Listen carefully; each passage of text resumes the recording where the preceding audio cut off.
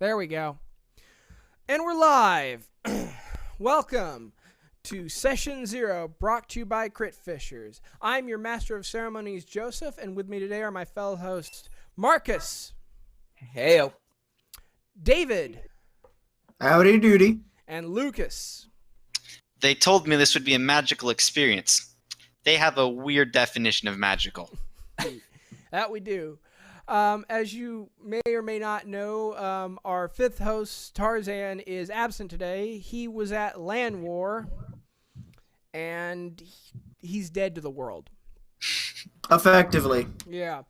Also, this is a couple of weeks late because we all have lives. At least we claim we do. Yeah. yeah. Finals. If we did this for a living, that would be totally different. But we don't, so we have If we lives. did this for pennies, it might be different. Yeah. But anyway. Today's episode is Lamentations of the Flame Princess, a game that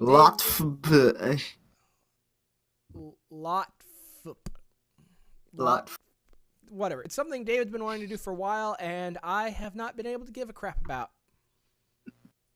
Turns out that was a well-founded opinion. It's kind of We'll get into it. it's a tree, not a forest. Yeah. All right. So we're going to start off today with, obviously, the first chapter, which is character creation. I'm going to be kind of honest. A lot of this game can be summed up with tables and very, very, very short summaries that they put at the beginnings of chapters. Or at least the parts I've read. Like I said, I did character creation. It starts off by you determine your ability scores. You roll for them, and 6 for each, and then you record them, and then you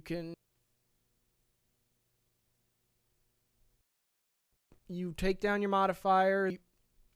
Ability score. The abilities are charisma, constitution. I'm sorry, I can't. They've got going on very well for like the headers.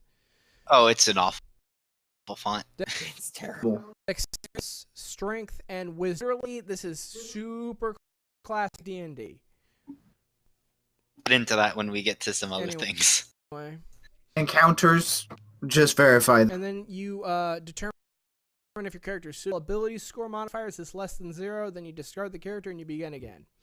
And they have this weird thing about how you have to roll each Stat in order. and then there's like a swap thing. Each score, a player may decide to swap the position of one ability score that was rolled with another. And I'm going to be honest, let me get this out of the way because I don't want this to take up too much time, because by all rights this shouldn't. Not because it's horrible or anything, but because it's so brief and like bare bones, really. I'm a big fan of rolling your ability scores if that's the game you're playing. There are systems where you don't roll at all and you just have a pool of points that you assign to stats based on whatever. I'm a big fan of just rolling them all, and then once you're done rolling them, you determine what you do, so you don't feel like your character's hamstrung because you wanted to play a fighter, but you have crap con and strength. Yeah.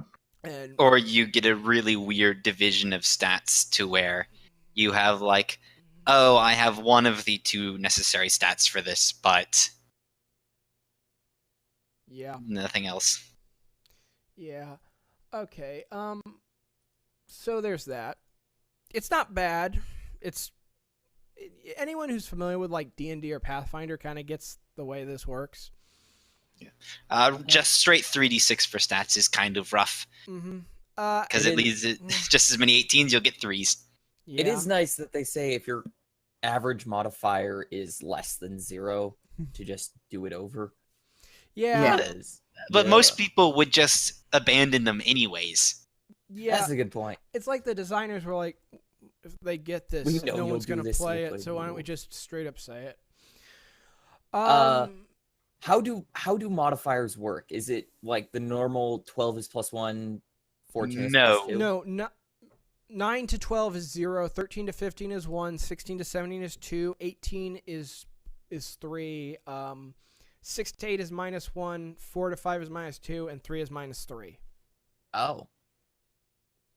Yeah, much larger gaps, and and your modifiers won't get as high. I'm gonna be honest. Yeah. This most reminds me of a game that I'm gonna push for us to do in the future, but kind of off. Of the stat work, the stat allocation of the Dragon Age role playing game. It's a bit different, but it's vaguely reminiscent of. But we're not here to talk about that right now. So, but anyway, then you determine your character class. You can't change your character class once play begins. Kind of standard fare for character class games. There are 4 player character classes that humans can take, which are cleric, fighter, magic user, and specialist. Specialist for you, those of you who don't know because you just might not have a reason to know, is kind of the old school way to say rogue. And then non-humans are classes unto themselves. They are dwarf, elf, and halfling. I don't quite remember what dwarves and halflings are, though I feel like halflings have some elements of a specialist, but elves are kind of a combo of fighter and magic user. And kind of just a big screw you to all human magic users, seeing as pretty much every rule that applies to magic users, they get a break. Yep. I did not read that section. We will talk about that. We'll get to that. I have All words. right. And then we go into classes, which are basically a short blurb and basically a table. Yeah, it's 1 page per class. It's looking like Yep. description, table. Yep. And the table is your spells per level, your saving throws, and your stats. Hit points. And then there's... Okay, so this thing uses breath weapon as like the saving throw stat against an area of effect spell, I believe. Anyway, Yeah, it sounds about right. I would have to double check that. Yeah, they're basically roll under for various different Yeah. checks. Yep. Anyway, Are they roll unders? Yeah, because at like level 1, it's it's like 14, and then at level 20, it's 4. I thought those were your target numbers at that level. You're right, it is target, not roll under. okay, yeah. Yeah, because everything I read in encounters was target numbers, not roll under. I don't have, despite reading Adventuring, I don't have a clue how skill checks work. So if someone could fill me in on that, that'd be great. We'll get to that when we get to encounters. Which is after Adventuring, so I'm going to be entirely lost for my chapter. All right, I'm looking at dwarves right now, and I believe they are kind of like they're fighters, basically, it looks like, with like a bit more hardiness to them. Maybe more barbarian-esque? Nah. But they look like fighters. Yeah, I'm a bit Man. with that. I'm looking at this and I'm wondering why you would want to run a human in any of this when the dwarf like caps out all of their stuff at level 12 versus 20 for the human, where basically you can level up past, but everything, all your like saves max out, and your spell slots max out at a certain point. And for you humans, start with lower check numbers. Yeah. I think dwarves are probably a hardier fighter. Elves are a combo of kind of fighter and magic user in some ways. Halflings, I'm gonna be honest. They're very dexterity and stealth focused, so I think they're probably kind of something on the specialist. Okay. Mm-hmm. And then you determine hit points, which are randomly determine the character's starting hit points according to their level chart and add the character's constitution modifier. Random starting hit First points? level characters have a minimum number of hit points they possess. If the roll amount is less than the indicated number on the following chart, simply use the number shown on the chart. Clerics have 4, fighters have 8, magic users 3, specialists 4, dwarves 6, elves 4, and halflings 4. Yeah, if you look at the tables for the classes, each level has a different amount of health that you'll get. So like the dwarf 0th level is 1d8. 1st through 9th level, they get 1d10 points. And then after that, they just straight up get 3. Yeah. And you'll see similar things for the other classes, but with different numbers. It covers saving throws and ranged attack bonus and saving throws. In combat, the attacking character makes a d20 roll, and if the roll is equal to or greater than the target armor class, the attack is a success. Natural 20 is always a hit unless the enemy is only vulnerable to special weapon types, and a natural 1 is always miss, so crits and fails. Many characters, including all player characters, get an attack bonus, which they add to their hit roll. And saving throw charts for player characters of all classes and levels are found within the individual class description. The referee, that's the name for the dungeon master in this game, will inform the player when a saving throw needs to be made and what category of save it is. The number on the chart is the number that needs to be rolled after all modifiers are applied or higher to successfully save. A natural 20 is always a successful save, and a natural 1 is always a failed save. I don't mean to intrude, but something just occurred to me. Yeah. There must not be much diversity in character builds.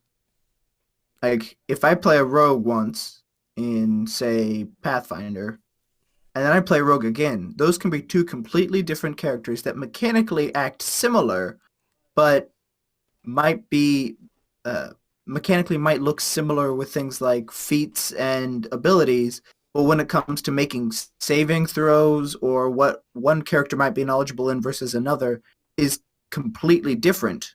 In this, it's like in combat, particularly, it's like, every character, every rogue uses these numbers at this level. Yeah. Yeah. It's even worse for clerics because every cleric, like ignoring your stat modifiers, every cleric is exactly the same. Yeah. In like Pathfinder or Dungeons and Dragons or anything, including optional rules and everything else, you can play a rogue, for example, half a dozen times and come out with at least 3 of them that are totally different. Like, yeah. Anyway, so yeah, it covers a bunch of different saving throws. What those paralyzes for anything that might restrict you. Poison is obviously poison. Breath weapon is used for area of effect, which, by the way, could we just not call that an AoE save? Yeah, I don't understand that. It's specifically for dragons, apparently? I don't know. No, I think it applies to everything else, but it seems like they expected the common case to be a dragon. Yeah, magic devices, or for magic devices, magic is anything that is magical, spells, or yada yada. Select and these are D20 checks? Yes. Yes. And D20 plus modifier, I think? Yeah. Depends. I don't think you get... some of them, I think you don't get modifiers, like magic for certain actions. Yeah. Alignment, which is your standard 9 grid, which is like, clerics must be lawful, elves and magic users must be chaotic, which is bullcrap. I mean, they only have lawful and chaotic, so... They have lawful, chaotic, and neutral. Neutral, yeah. Yeah, okay, so I misread that. I forget, it's a 3-by grid. Sorry. I always skip over alignment because I feel like you're just... It's used way too often. Alignment is used way too often to ham-fist your character into some direction of play that doesn't make sense. Yeah. It's slightly important for the relation of spells because I believe that things like protect from evil is actually more of it's protect from the reverse of your alignment. So if you're chaotic, it protects from lawful. Yeah, and that's not just in this. That's in that's in Pathfinder, that's in D&D and stuff like. I get it, and I don't hate alignment, but most of the time I'm like, I don't care. I think the problem is more just how players interact with it. There are players who interact with their alignment way too harshly. That is true. I think you're right about that. That's probably my biggest gripe with alignment, because as a mechanic, most of the time it's never too harsh. Usually, in some games, it's like a cleric has to be within one step of their alignment of their god. Paladins usually have to be lawful good, which is like kind of shit. Edition threw that out entirely. Yeah, you can which be is any kind alignment. of shit house. Class. I think 3.5 did a thing where they called them something different, but they were paladins of non-lawful good alignments, other than anti-paladin, which is obviously an anti-paladin because they're the exact opposite. But they called like neutral paladin something. There's stuff you can find about it, and it's like, you know, it's just, hey, more options for a paladin, and you could call it a different name, but it's still a paladin.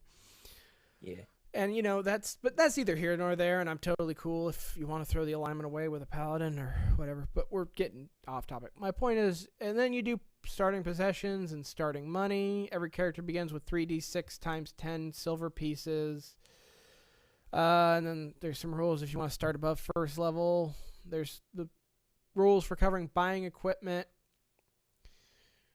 There's choosing a name, and that's about it.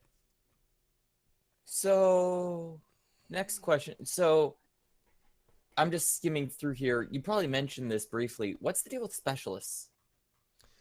They're rogues, right? I'm going to double check that, but they are... Yes and no. You get to choose specialist. The specialist is unique because the character class has no special abilities of its own. Instead, a specialist is better at certain activities that all characters are able to do at a basic level. The specialist begins at the same default level in these activities as other characters, but receives points, which can be used to better in certain skills. Basically, they get to juice their skills. All right. And it's like the custom build your own class kind of option. All right. For skills only, because they still get the same. So your specialists will be unique between each other. Yeah. But your magic users and clerics and all that won't. Yeah. Clerics will be the most similar because there's nothing to differentiate them besides what they choose to do. Well, I guess you start getting into like equipments and magical stuff because there are magical devices. Yep. Anyway. And equipment, but like, what cleric isn't gonna wear chain barding? Yeah. All right. So yeah. Can't be chained. Chain's too heavy. Yeah. Really? Unless you're an elf. Circumference rules. Why do the elves get everything good? I will get to rant about elves yes, when we get to the magic section. I'm gonna be honest, we kind of covered it. It's like, all right, we do go a little bit more in depth than like say some kind of 5-minute YouTube review, but there's honestly not a lot of depth. Literally, the deepest I could go would be the specialist, and it's basically they're skill juicers, and they can get special stuff for sneak attacks. You know, and. What is that but a rogue? A lot of rogues in some like games that have them as specific classes are like make the rogue a skill juicer, which is probably not the right terminology, but they get to amp up skills and give them sneak attack. So. Hey, resident rogue player, can verify? Yeah, everything's about your rogue is either you do sneak attack or you do skills, and sometimes both. Usually both. Yeah, that's it. Yeah. Yeah, Mr. 21 base roll. For stealth. Yeah. You rolled 21s to 31s for stealth rolls. 21. Oh, that's a crit fail. Wait.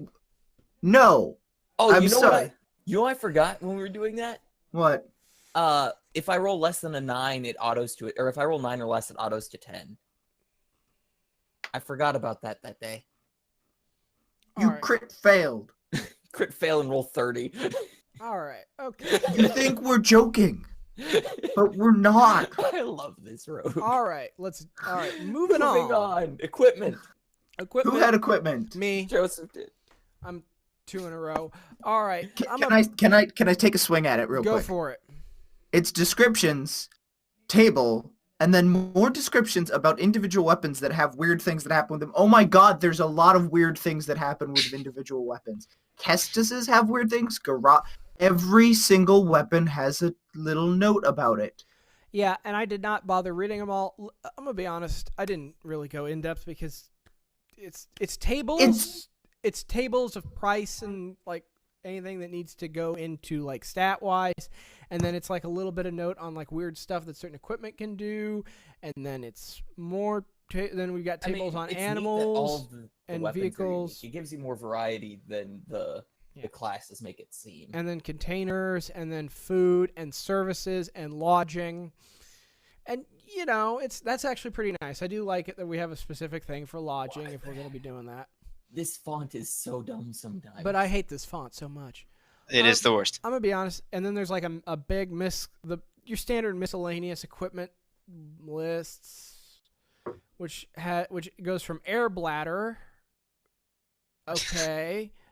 That's to the canteen for air. Wolf's Bane, which I assume is a poison. Wolfsbane is for werewolves. Okay. Oh, that makes sense. Yeah. And we got like tobacco, tinderboxes, various sizes of tent, specialist tools. It's a big list. It's big tables. That's what equipment is. It's tables, well laid out tables. No, I'm a bigger fan of these tables. These aren't bad. These are good. So far, all the tables have been well laid out, and all the footnotes and descriptions have been easy to read and understandable. But there's a lot of them. Yep. And it's not overwhelming because you look at what you have, what you want. They're divided up very well. Oh, you're not going to end up, you're not going to get confused reading it, except for that stupid font. Yeah. Oh yeah. But it is what it is. It's the tables are well laid out. They're divided up in a way that you don't get confused. The font kind of sucks, but it's not like everything's written in that font. It's just the headings. I'm going to point that out. It's just the headings. Oh in yeah, that no. font. Headings and italicized are. It makes your S's look like F's and your double S's look like B's, which makes a lot of things very difficult to read. When I read Constitution back in the stats portion, I thought it said conflict. I'm just going to admit that. Okay. Moving on. Adventuring, the rules of the game.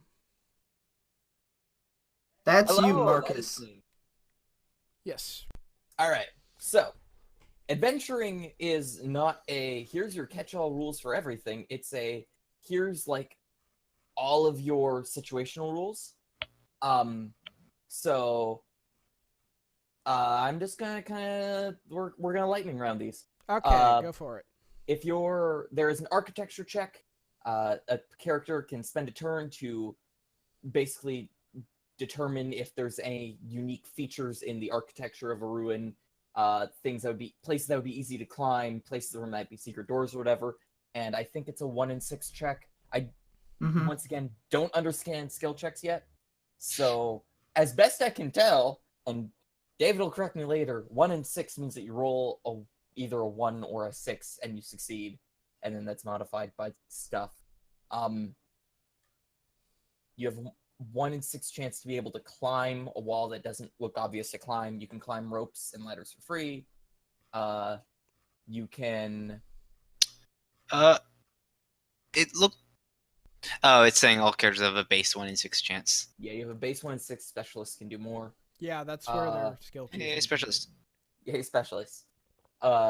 You can pick locks with the tinker skill or with specialist tools. Really? Specialist tools is what we're calling them? Yeah. You can break it down. Wooden doors for 1 in 6. 1 turn to break down a wooden door and 2 or more for stronger doors.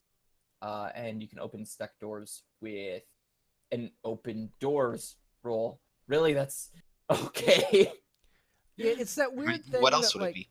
old school D&D had where they tried to use like I'm just assuming because this is that they try to use less like more PC, I guess, less obvious terms for certain things.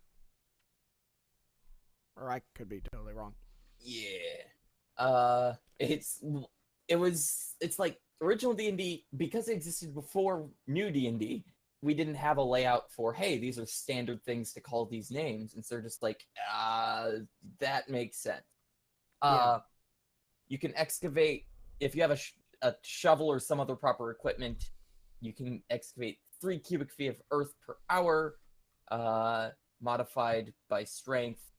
Half that if you have improvised tools and quarter with no tools. XP, this one's interesting. So you gain a little bit of XP from fighting things, based on how many hit dice the thing is. You don't get XP if the thing wasn't a threat to begin with, and you don't get XP if you leave the fight without dealing with the problem. So sneaking past a fight doesn't give you XP. However, things like putting an enemy to sleep does count as winning.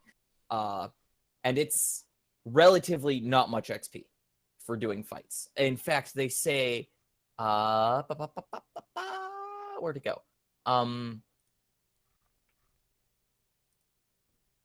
Characters who prefer to fight when it is unnecessary are lunatics, possibly psychotic, and not likely to survive long.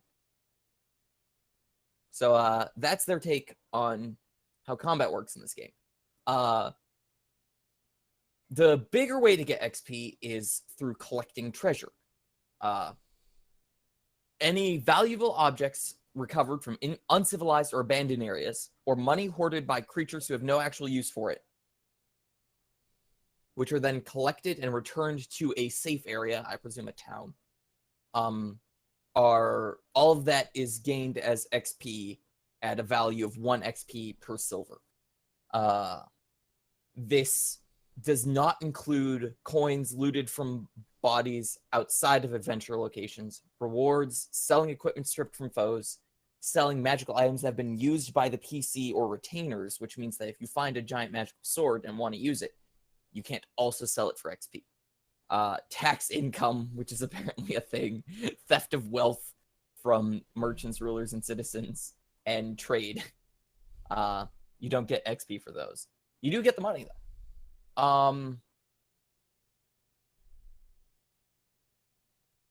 When you gain a level, it doesn't happen until you return to a safe area.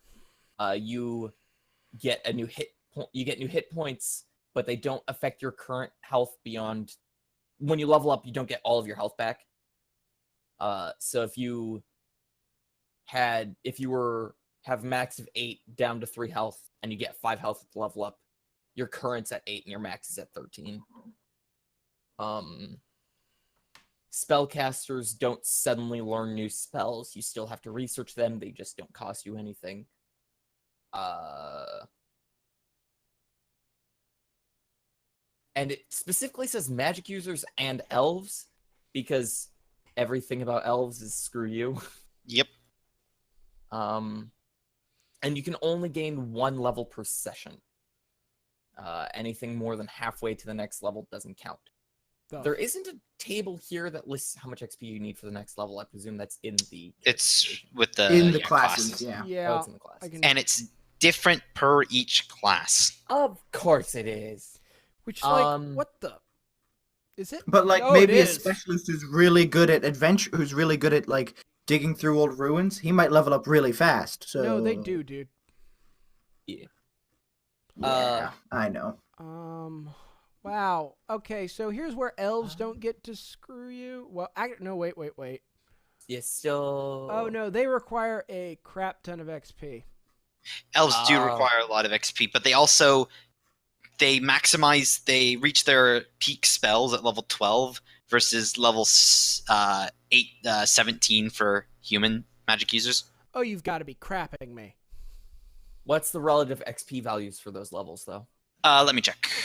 It's like, let's see, character creation, classes. 960,000 for elves is level 12. So a magic user gets their 9th level spell at 17, which is 1,440,000 XP, and for the elf, it is.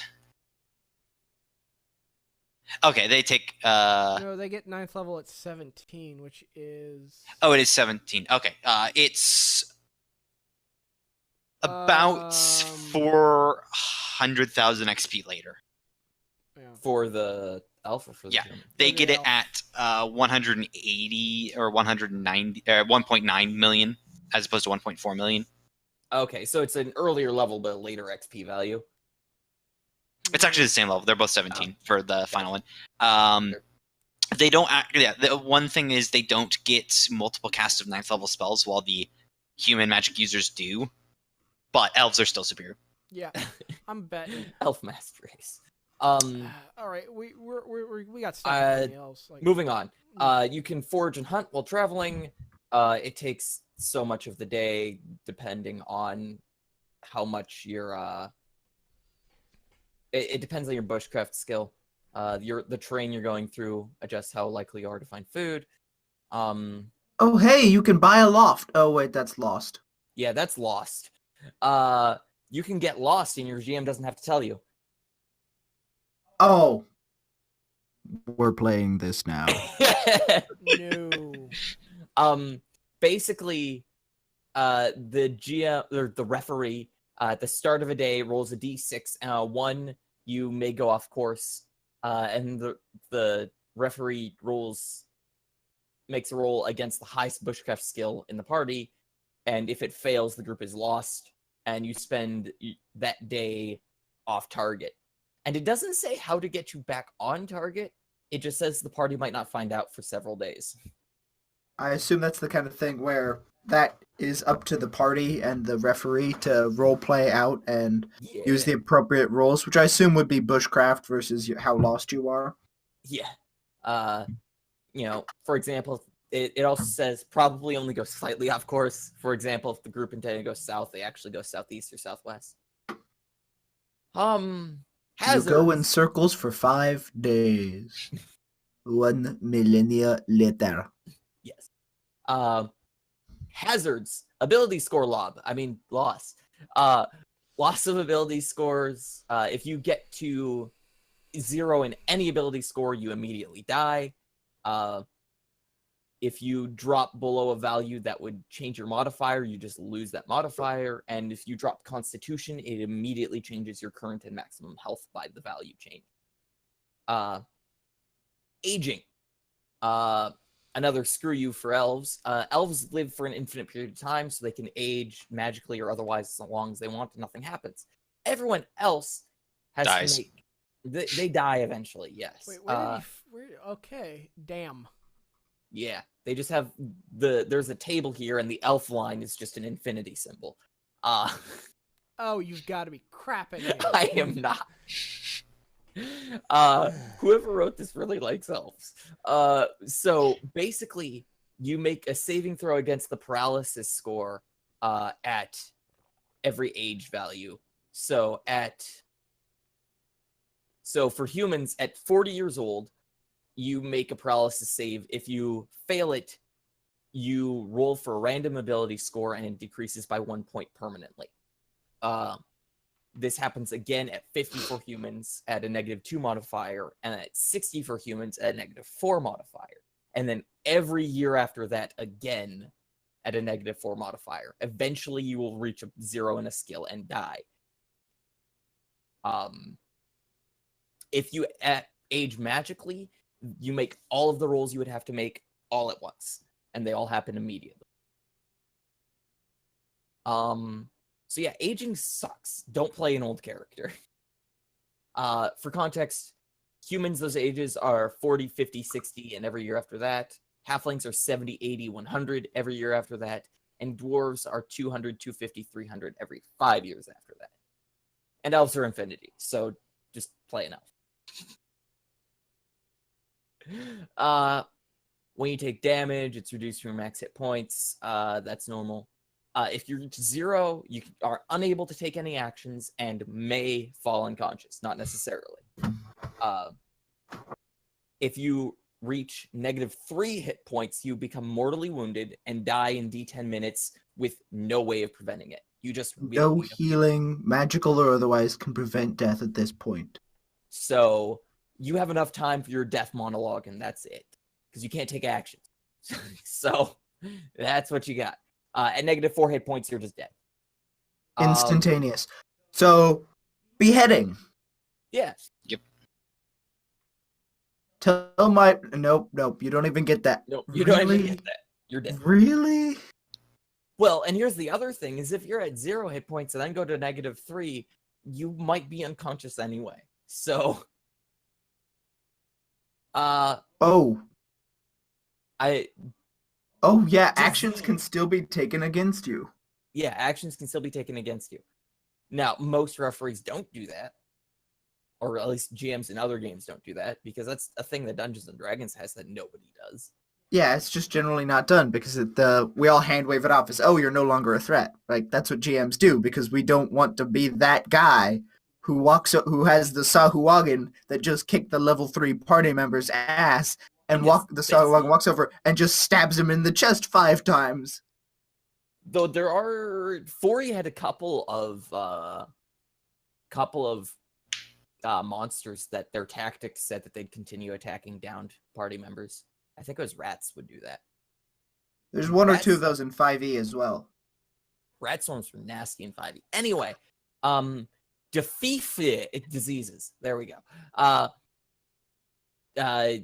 If natural chronic illnesses aren't represented, however, the referee's free to introduce an NPC stricken with illness such as cancer. I don't know why they said cancer. Yeah, this is a fantasy setting. Wasn't cancer's always happened, but when did we identify cancer as a thing? Yeah, cancer used to just be called a wasting illness. Yeah. It used to be called they're dying. So how disease works, we've got 3 similar sets of mechanics here, which are separated by the falling section for some reason. But you have disease, drugs and alcohol, and poison.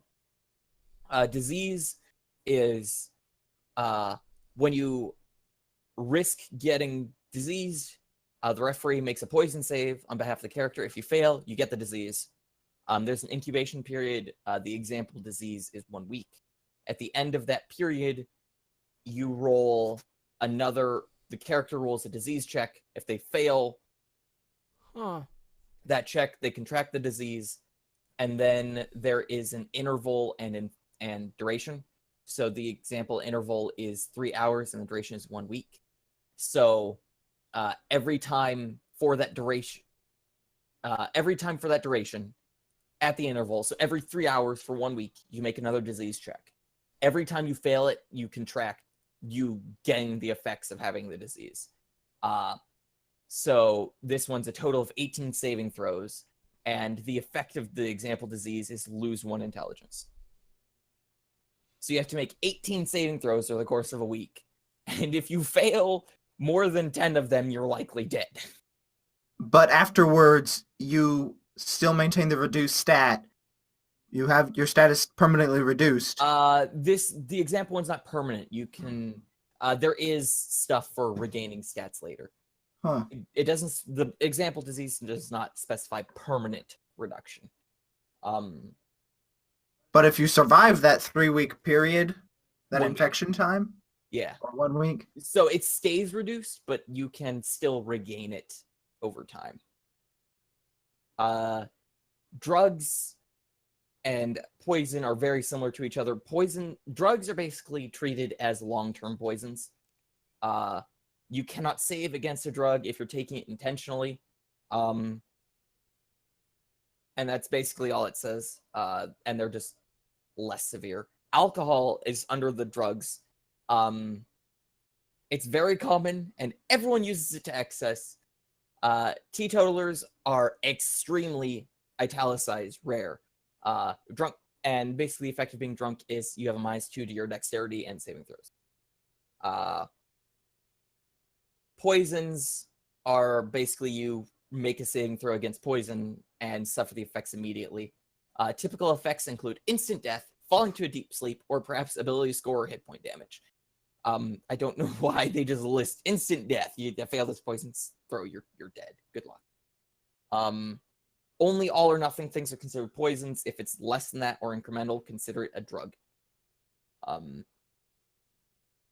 Falling, you take 1d6 points of damage for every 10 feet up to of a fall, up to 200 feet.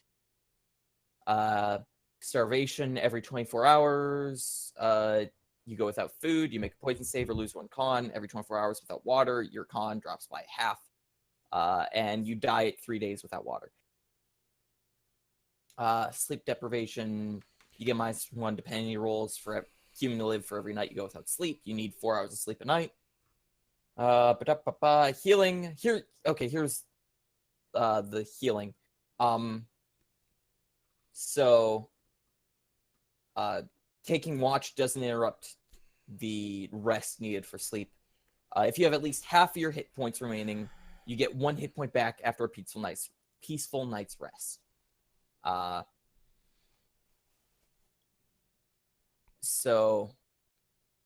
You cannot travel, fight, research, run, search, hunt, or forage for it to count as rest. And you have to have adequate food and water. Basically, you can't do anything but talk and move around your immediate area. If you have less than half your health, you do not regain health after a full night's sleep. And you only get 1 health back by resting a full day.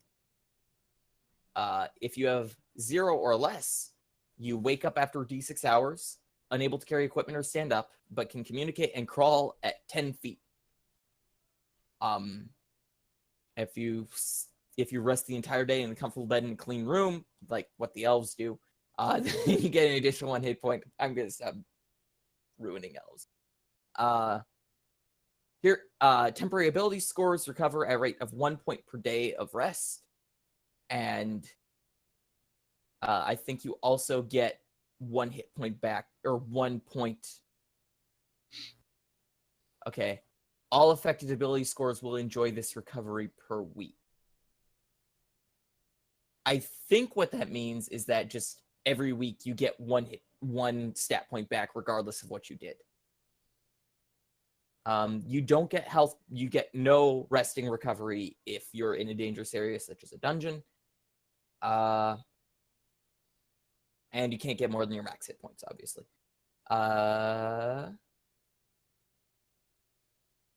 Yeah. You have to be able to see to be able to see. It's got basic rules and light things. Basically, it's you can see 30 feet with a torch. Referees kind of judge whether you can see or not in other situations. If you want to be able to map the area you're in, you need somebody with 2 free hands, paper, and ink. The referee is only obligated to give verbal descriptions of the area. We're going classic with this.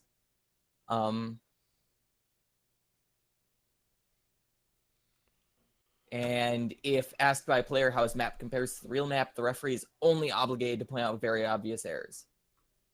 Wow, this is, like we said, really old school style, classic style tabletopping. Yeah. But with some slightly more modern sensibilities in some places. And then there's the elves. Yeah. Yeah. They also, I think it's grid for like indoor movement and hex for overland movement, which is weird.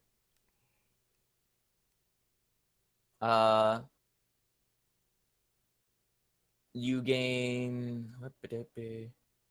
So encumbrance is measured in points, which are kind of ambiguous. For example, if you're wearing chain armor, you gain 1 point of encumbrance. If you're wearing plate, you get 2. You get points of encumbrance depending on how many different things you're carrying overall. Not necessarily how much they weigh. If you're carrying 6 items, it's 1 point. 11 is 2. 16 is 3. 21 is 4. And then an additional point for any oversized item. Yeah. Oversized items include great or 2-handed weapons, or things that just need 2 hands to carry. And then your movement reduces if you're encumbered. It's if you're carrying only 1 point or no point worth of stuff, you are unencumbered. You get full movement, which is 120 feet, 40 in combat, 120 for running, and 24 miles per day. And then any higher than that, you're lightly encumbered, to heavy to severe to over encumbered, which reduce your movement. Yeah, you can't move. According to a chart. Yep. Yeah. And a mounts big have a similar chart that looks mostly the same, but with slightly bigger numbers, and also has things. So elves just way less than humans and dwarves, and so they count for less encumbrance. But they're stronger? I mean, elves are better magically. Yeah. So yes. But they're also better fighters. Yep. Fuck the elves. Let's start a race war, gentlemen. Genocide on the elves. Wait till they we have get to overruled magic. us for too long. Wait till we get to magic. I have one more They're thing where the elves already say screw you. dying and losing. Yeah. Weather affects travel. Conditions affect travel. To be honest. Terrain Affects travel. Searching for things takes 1 turn per 10 feet of area searched. Hidden things have a 1 in 6 chance of being found per turn of searching. And the referee can adjust difficulties at their discretion. Note that finding a secret door does not grant understanding of how it works. I like this system. Yeah. I mean, aside from the elves. Yeah, fuck the elves. But everything else is pretty good. Has anyone else noticed that the illustrations at the top of each page have been getting creepier and grosser as we go? Yeah, I noticed Yeah. that. Oh, yeah. There's a lot of that in this book. I noticed in the encounters, encounter rules where it's got combat, like you'll see what I'm talking about when we get there, but it gets dark real quick. I like the image for light and vision is someone being burnt at the stake. It's like, oh, Yeah. we're talking about torches. What else will we put here? Yeah, that was a nice touch. Are we sure that wasn't about language? Or mapping. You know, very important for mapping. Yeah, there's a witch burning at the stake there. This goes to show you, do not write bad maps. You will get burned at the stake. Obviously. Alright. So sleight of hand is base 1 in 6 chance. Description includes swapping out an object of a weight similar. Swapping out an object on a weight-sensitive plate with a similarly weighted bag of sand, because that's the That's object. what all adventurers do. This is Victorian Indiana Jones. That knows about cancer. Yeah. Stealth.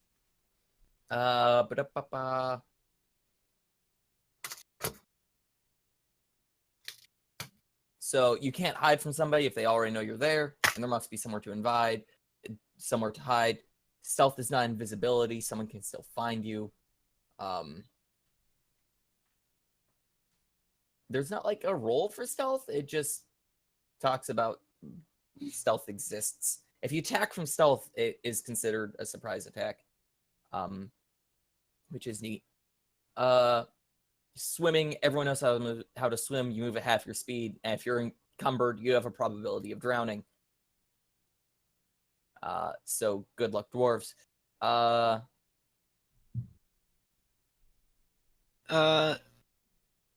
mean, yeah. Yeah, and then time exists. The referee can say, however many days passed. Time occasionally matters, really a lot, but not most of the time. Most measures of time are just explained in rules. Hello. There are 3 base units of time, and I didn't get this far in earlier. A turn is 10 minutes long.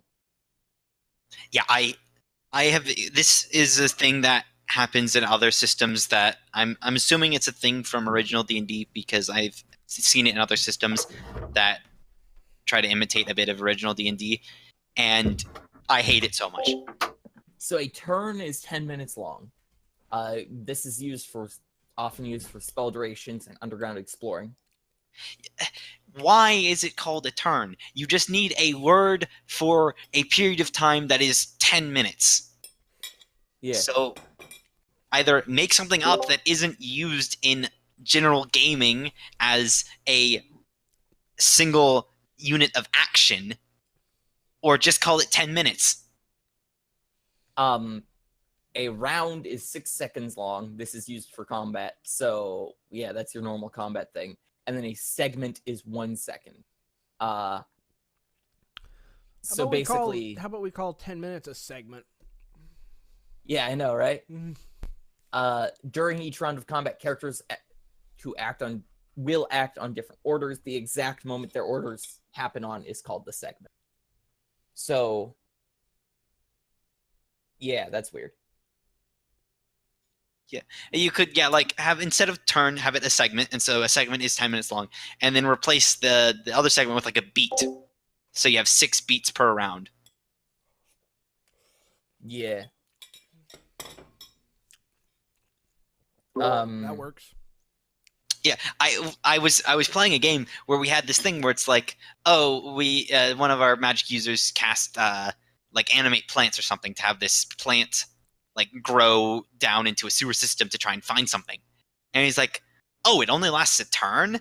And he thought it meant that it lasted a couple of seconds and then just withers. Like, that's useless. It was like, oh no, it lasts 10 minutes. It's like, oh, then why is it called a turn?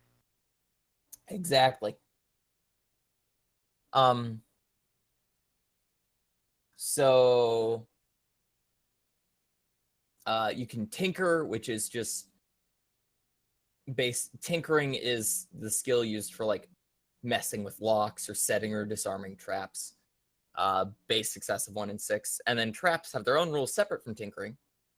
And you can use the search skill to find traps and the tinkering skill to disarm them.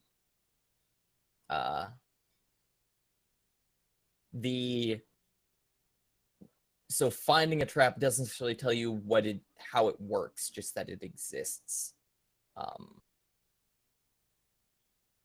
Trap detection may not be used if the trap is entirely magical.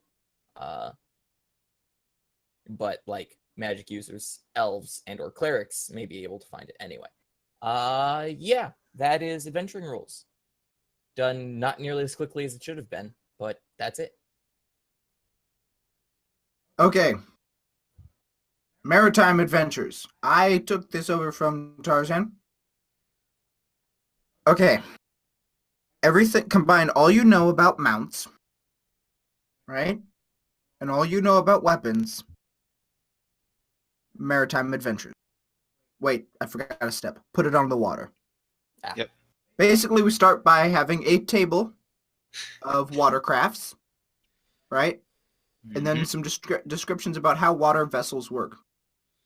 Characters might employ any number of watercraft. Yada yada. The important things to know about ships are their maximum cargo load and their ship hit points, which is abbreviated SHP. So for 5 minutes, I was reading that as ship, and I'm like, what the hell is one ship? And why does it represent? Do ships only have... Okay. So 1 ship hit point represents 10 standard hit points of damage from something that is not designed to attack a ship or large fortification. So a standard attack or spell will only do 10 hit points will equal 1 ship hit point. Which I'm just going to call ship point. That makes the numbers on the table make so much more sense. Yeah. Your raft has 1 hit point. You accidentally punch it and it drowns. I'm like, a galleon, the biggest ship on here, has 104 hit points. That means that 5 guys wail on it for 2 minutes and it sinks. Exactly. So, you're telling me that you need to just create spells of ship destruction and everything works out fine. Yeah. I mean, that's a GM discretion, but yes. Okay. We'll get to that into magic uses.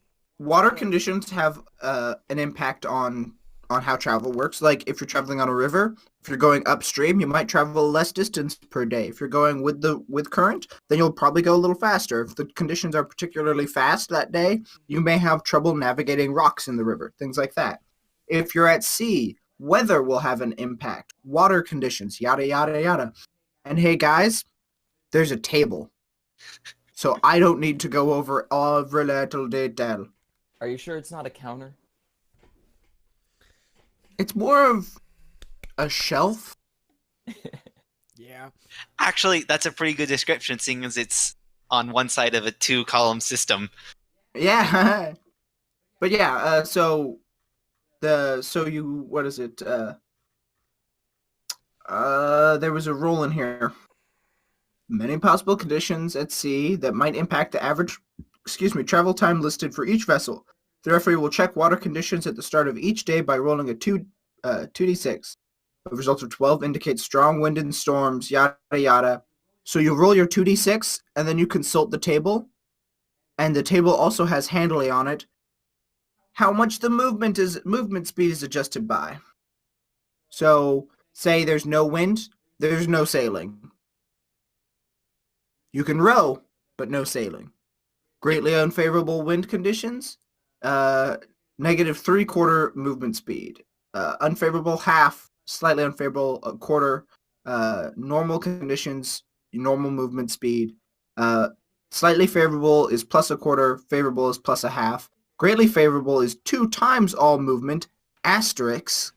All ships have a 10% probability of taking on water, 20% for galleys, which will incur a penalty of -1/2 to movement instead and cause 3d6 ship hit points damage. All ships take 1d6 ship points damage as well. So if you've got a really strong wind coming from your ass end, you're gonna have to roll pretty damn lucky and navigate pretty damn well, or your ship's gonna take some damage. Holy cow. On top of the damage it will take because, the wind is in your favor. Fierce wind winds is even worse. Yeah. 3 times all movement speed. Asterisk. The ship will travel in a random direction determined at the referee's discretion. As discussed previously, galleys will sink at 80% of the time, and all ships take 5d6 ship points of damage. You have to maintain a crew, and their condition and the condition of the crew and how large of a crew you have, depending on your ship, will affect its viability and how likely it is to sink and how much damage it will take per day. Yeah, damage it will take per day. Right? And the crew requirement numbers are listed in that table of ships that you can have. Encounters at sea. Monsters can surprise a ship, but because monsters native to the waters cannot generally be seen or sneaked up on, a ship may never surprise a monster. When the referee rolls for a random encounter, the distance the monster is from the ship is 46 plus 10 yards. Hey, guys. Yeah. Leviathan. 40 meters out. Oh. Yeah. And there's waterborne chases. You could do a chase at water. Waterborne combat. Time and movement functions in the same way in water combat as it does in other encounters. However, one of the major differences to note is that attacks and damage may be directed at water vessels in addition to characters and monsters. I'm aiming my flaming arrow at the ship's rigging, or I'm aiming my flaming arrow at the ship's captain, or operate exactly the same way. There is no difference. We don't have to worry about mounted combat. We don't have to worry about strange rolls. Vessels and damage, however... They take 1/10 of the damage. Yeah. Well, no. Vessels and damage is a heading, a subheading. Oh. It takes a half complement of crew a full day to repair 1 ship point. A full complement of crew is a full day to repair 2 ship points. As long as the vessel never loses half of its ship points, all damage may be repaired at sea by the crew. If the ship takes more than half its ship points in damage, then the ship cannot be repaired to more than half its original ship points without being in a proper port. If the ship goes below 25% of its original ship points, then the ship cannot be repaired to more than 25% its original ship points without being in proper port. Ship-to-ship combat. Combat between ships is usually fought by either catapults or rams, both of which are detailed below. Some ships may be equipped with these weapons, as indicated previously. I don't really want to go over this because it's not in a table and it should be. Yeah. Yeah. It operates a lot like normal combat, but there are some variables involved. Rate of fire, it's variable. 1 to 5 rounds with 4 crew.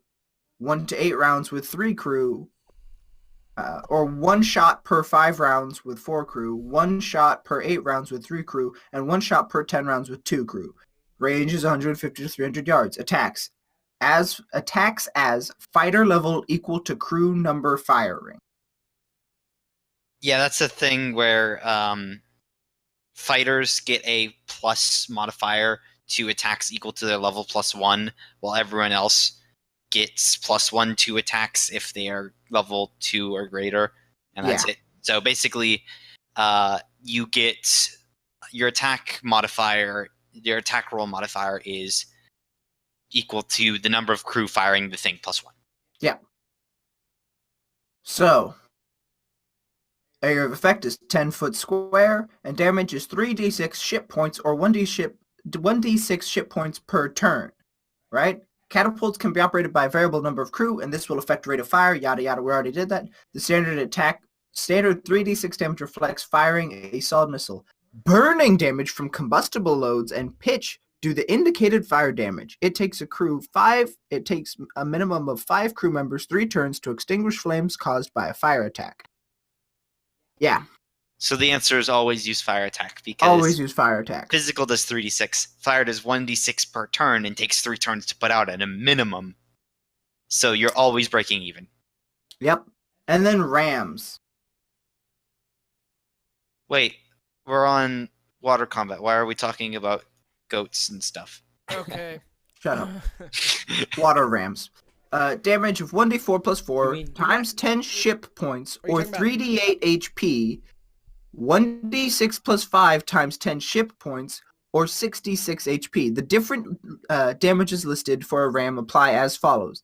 The first ship point value listed applies to rams on small vessels when attacking another vessel. The first HP value listed applies to attacking large aquatic monsters. Similarly, the second damage value applies to rams on a larger ship, to other ships, or large aquatic monsters respectively.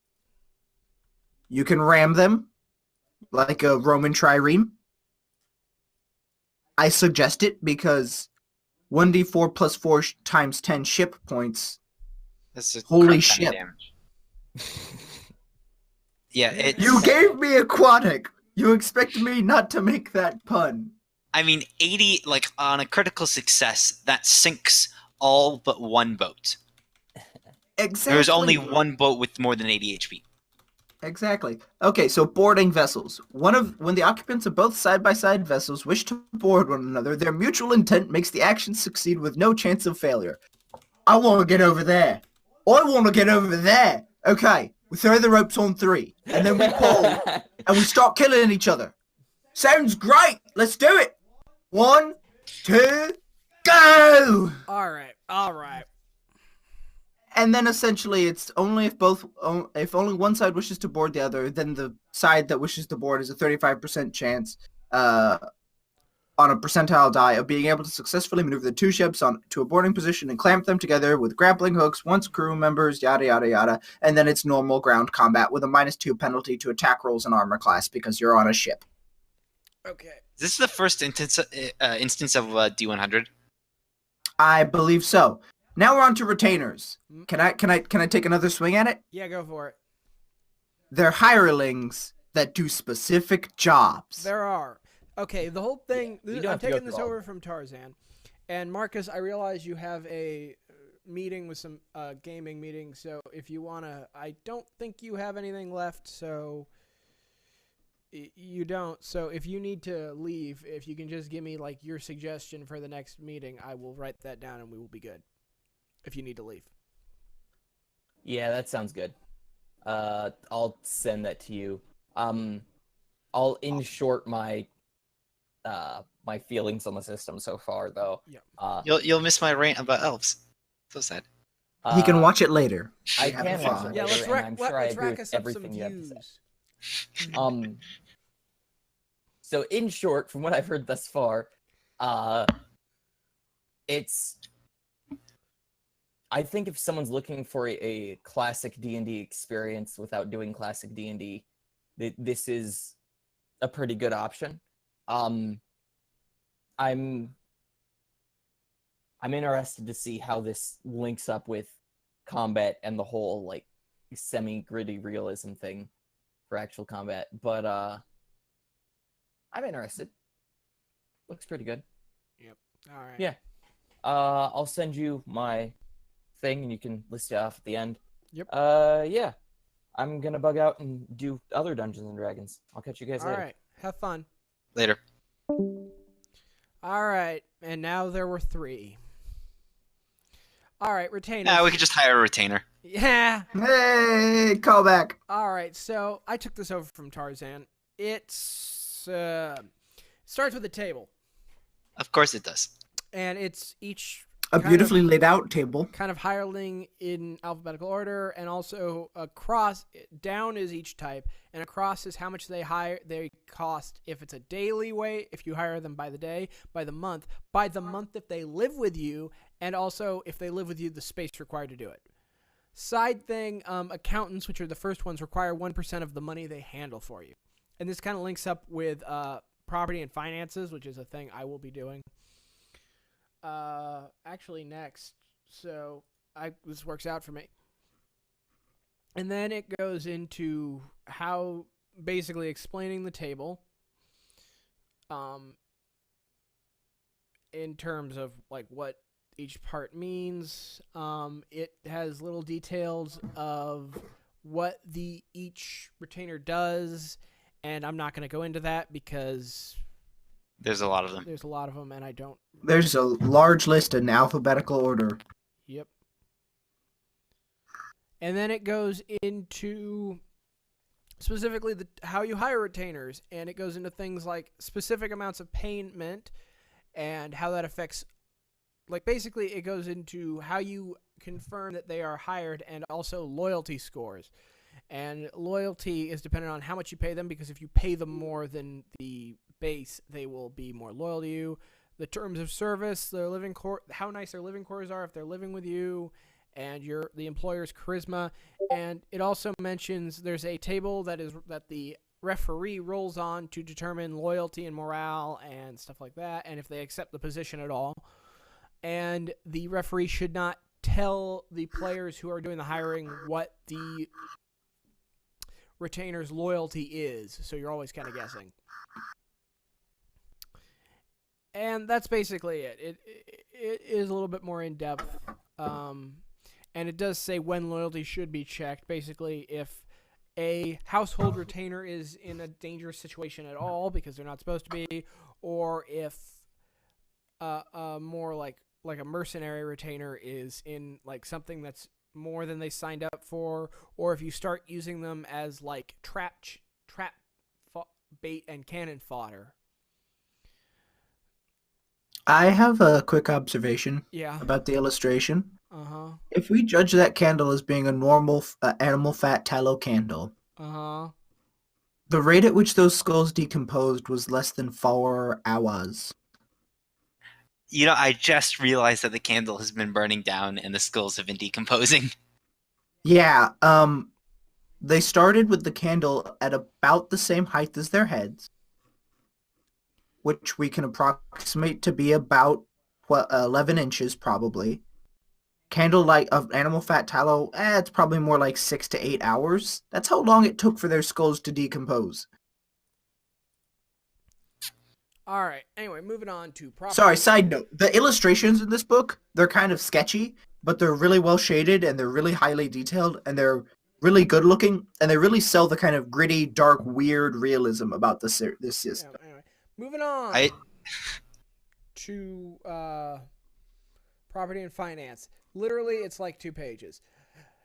It talks about what property is, the cost of upkeep, which is it's 1 gold per month per resident of the household for food and other essential supplies, and you must pay D6% of the property's value every year for just simple maintenance. Gotta get that toilet paper, bro. And this will be increased by D10% if there is no accountant on staff, and another D4 if there is no handyman or craftsman on the payroll. It talks about taxes. A landowner character must pay D4 plus 3% of the property's value per year in taxes, adding another D10 if an accountant is not on staff. It talks about investments, which is a way to gain wealth. It talks about the yearly returns on investments, which can... A stable investment will grow D8 plus 4% a year. A risky investment will grow D20 plus 10% a year. And a wild investment will grow D percentile plus D50 plus 50% a year. And you add another D4% if an accountant is on staff. But I'm pretty sure those are minuses, not pluses. oh, minus. Yeah, I don't know, or really. I honestly don't. I'm going to be honest. I don't care. I kind of like that there's well laid out rules for property it's and nice finances. and all, but it's not like... And for, well, like, it's nice to have because one of the big things, it kind of ties back into the classic D&D. One of the big things that was like first and second edition D&D was the high level characters. They retired and set up their own stronghold or their wizard's tower or their thieves' den, Yeah, right? yeah, And they it's- employed people, and you would essentially, a lot of times it was like, oh, we're the new adventuring party that's being raised up by these old adventurers, and they're sending us off to do these jobs. And that was like how you kept the game rolling. And like this plays into that, but adds like some more like high level stuff to it and some actual nice, well laid out rules. It's kind of pointless for most games, but nice. It's not bad, but it's not anything I haven't ever seen before. Yeah, very true. It's nothing new. I think But it's well- Pathfinder's it's well Ultimate laid out. Campaign book had this. Holy cow! Investment and stuff like that, and yearly returns explode. Yep, they explode. So if you succeed, you just make mega money. All right. Yeah, and then there's some examples of it, and bankruptcy. And the chance for you to go bankrupt is 5% with a stale investment, risky investment is 10%, and 25% with a wild investment. And that's that. It wasn't the most in-depth, but I don't really want... Our point is not to go over every nitty gritty rule. It's to give a brief overview. And really, this book, by the way, we are reading Lamentations of the Flame Princess Core Rules Deluxe Edition. It's super easy to find. You can find trade copies of it everywhere. Well, not everywhere, but most places games are sold. I found it at Books A Million. That's why I got interested in it. It's on the web. It's not even very expensive. And there's a free version of it that you can download. Yeah. It just doesn't have any of the art in it. Anyway. Yeah, there's a free version you can download right from the website. Just Google Lamentations of the Flame Princess Core Rules and Magic. Yep. And magic is important because All right. it's in there. And next, we are moving on to encounters. David, take it away. I got to step away for a minute. Okay, so encounters it's set up kind of weird. It starts with surprise. One surprise is possible. Roll 1d6 for each side, which might be surprised. Most normal characters are surprised on a roll of 1 to 2. Surprise characters, yada yada. And it's got your little blurb about what number ranges you need to hit and what might modify that, right? Encounter distance. Encounter begins with the closest opposing character 3d6 times 10 feet apart, unless there are specific details which would define the encounter distance. So if, say, you're hiding behind some rocks and you surprise a guy and you're 5 feet behind him, that would specifically set the encounter distance. Otherwise, if you say fighting someone in a street duel or you meet someone in the woods, that's that distance, that 3d6 times 10 feet apart, is how far apart you are when you notice them and when the encounter and when you actually start combat. So when you come across the highwayman, he's gonna be somewhere between 30 and 180 feet away. Yeah, you can. Yeah, it's gonna be somewhere between there. But there's a note in there. Most encounters will begin shorter than the maximum range, which is kind of obvious, but good to have. Reactions. In most instances, NPCs' reactions will be obvious based on the circumstances of the encounter. If there is any doubt, consult the following chart. So encounters covers any kind of quote-unquote encounter, Yep. you know, like normal. So if there's any doubt, consult the following chart. 2, they're friendly. 3 to 5, indifferent. 6 to 8, neutral. And this is a D12, by the way. 2d6, I'm guessing, seeing as it starts with a 2. Oh yes, 2d6. You're right. In any situation, this chart can also be used in any situation where someone is attempting to convince an NPC as to a course of action and there is doubt as to the outcome. Right, and then we get into combat. There are 2 methods of determining initiative. One player rolls a d6 for the PC side, and the referee rolls a d6 for the opposing side. The winner's side acts first, the loser acts second. So that's Method 1. That's method 1, pretty cut and dry. Then the second method is all PCs roll d6 for initiative individually, and the referee rolls initiative once for every enemy type in combat. Emphasis on that.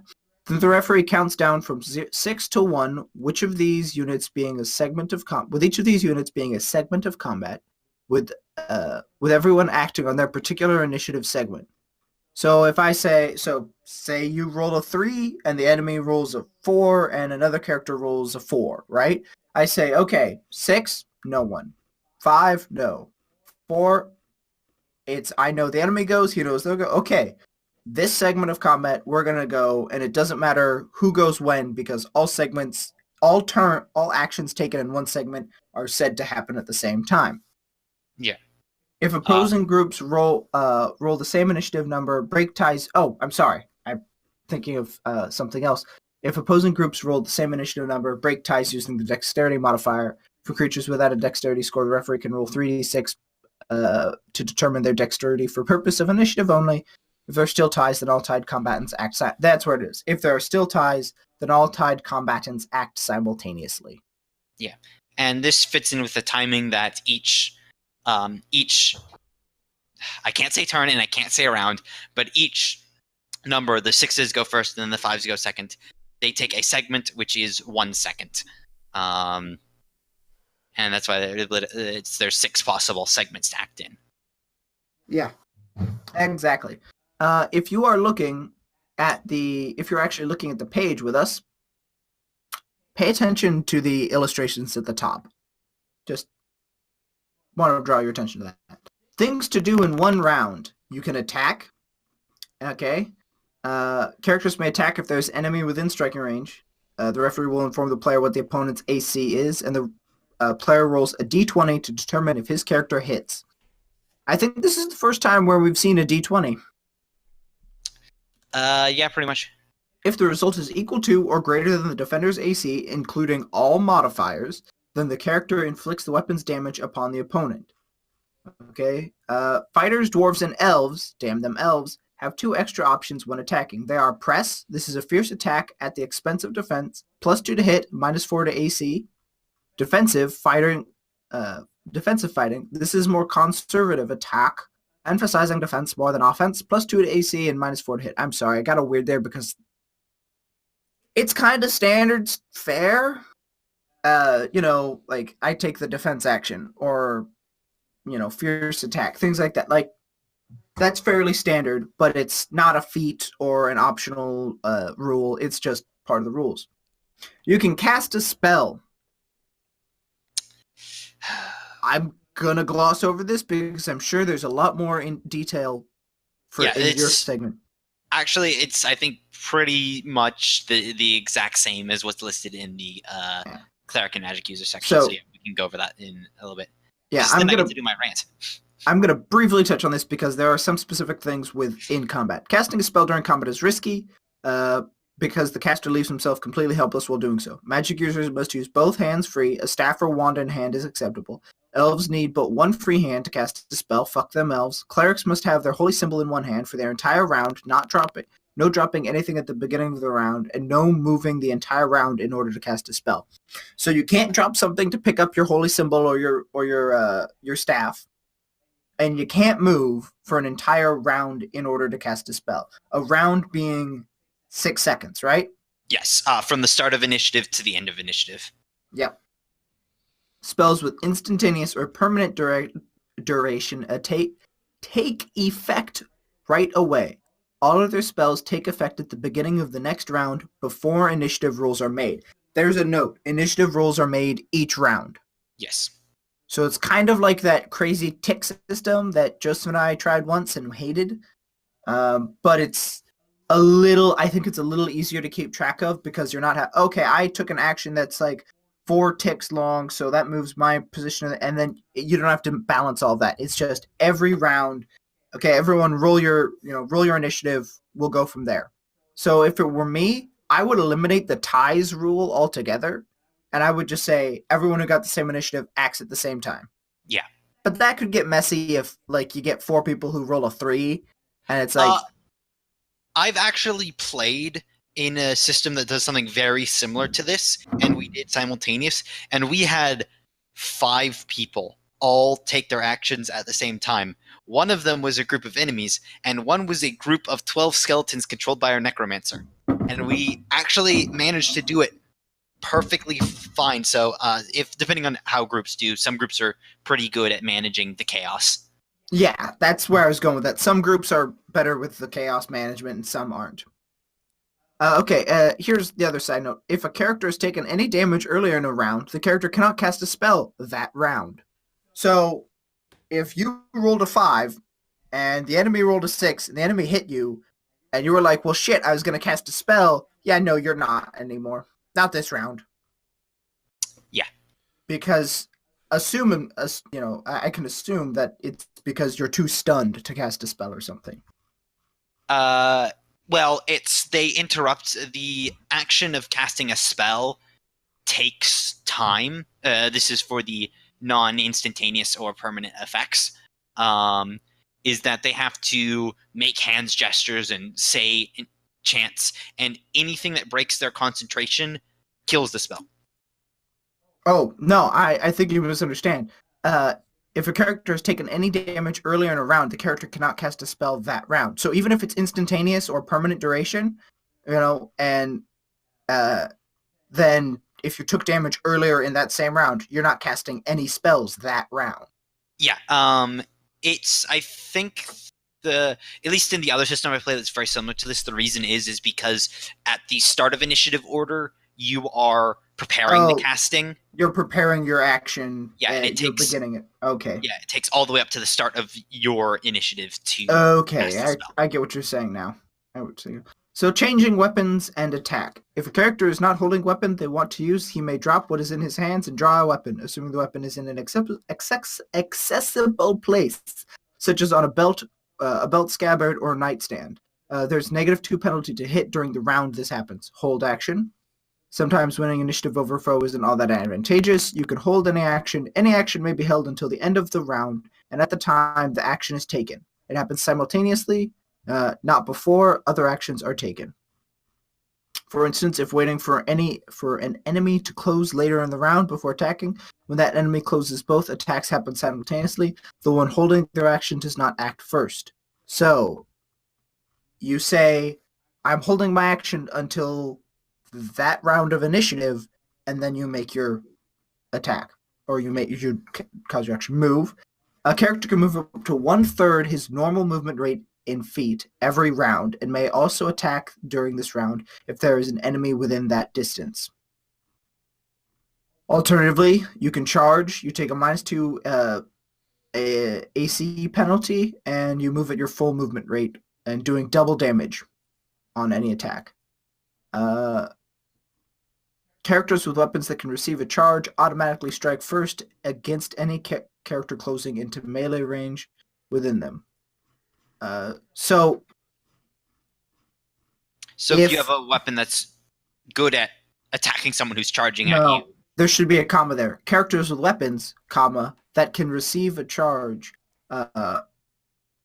So if you have a weapon that's good at defending against a charge and someone's charging at you and close into melee range, you strike them first. And it's kind of like an attack of opportunity, but flipped. Yeah. Parry, you can decide to defend yourself at the expense of all other possible activity, you get a +4 bonus or +2 bonus to AC that round, and a +4 if you're a fighter, dwarf, or elf. Use an item. You can use an item if it's in your hands or handy on your belt. The character may use it freely. If the item is in a pouch, the item will take D3 +1 rounds to ready, including the first round. So you say, okay, I'm going to ready this item. You roll your D3 +1, and then you take one off because that +1 was to account for the round that you started.